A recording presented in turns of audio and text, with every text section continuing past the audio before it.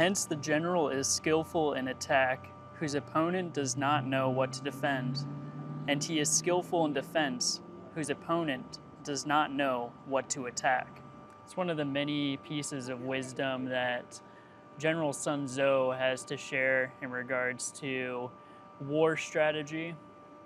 In his book, The Art of War, which was written in the 400, 500 BC time frame, when China, I can't remember which rule dynasty they were under at the time, but this book covers the different dynasties from early BC China all the way up to modern day in the 1900s.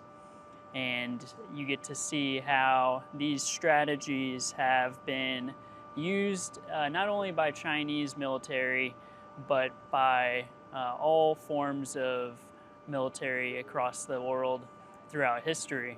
One of the interesting parts about the history that this book opens with is that a lot of the times whenever China would gain victory over one of their opponents, they would take their soldiers as their own, their captive soldiers, and vice versa too.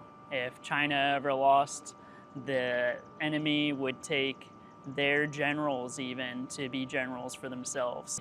The first chapter in this book is about laying plans or having a plan, because without that, General Tso finds that you are planning to fail.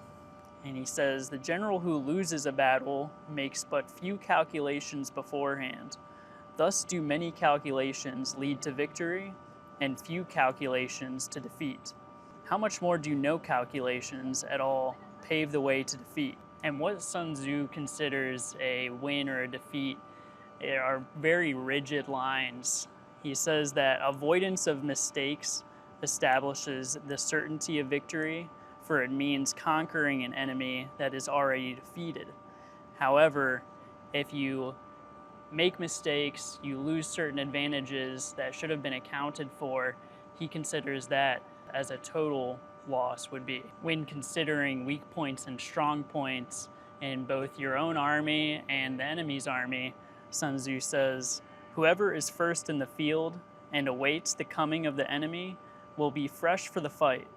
Whoever is second in the field and has to hasten to the battle will arrive exhausted. The things to consider with your army in terms of weak points and strong points as well are not only the morale of your men and the generals, but as well the weather conditions and the type of terrain that you're fighting on. For this fact, he says that, war is like water, for it retains no constant shape.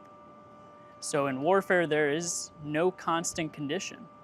He who can modify his tactics in relation to his opponent and thereby succeed in winning may be called a heaven-born captain. The disciplines that a general teaches his troops is of primacy when it comes to having a strong army. General Tso says that when a general is weak and without authority, when his orders are not clear and distinct, when there are no fixed duties assigned to officers and men, and ranks are formed in a slovenly, haphazard manner, the result is utter disorganization. And this is a very poignant and humorous allusion that he makes to being a general of an army as like a parent. He says, regard your soldiers as your children, and they will follow you wherever you may lead. Look on them as your own beloved sons, and they will stand by you even unto death. If, however, you are indulgent, but unable to make your authority felt, and kind-hearted, but unable to enforce your commands, and incapable, moreover, of quelling disorder, then your soldiers must be likened to spoiled children. They are useless for any practical purpose.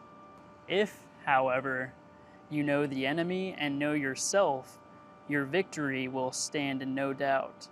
If you know heaven and know earth, you may make your victory complete. And that is The Art of War by Sun Tzu.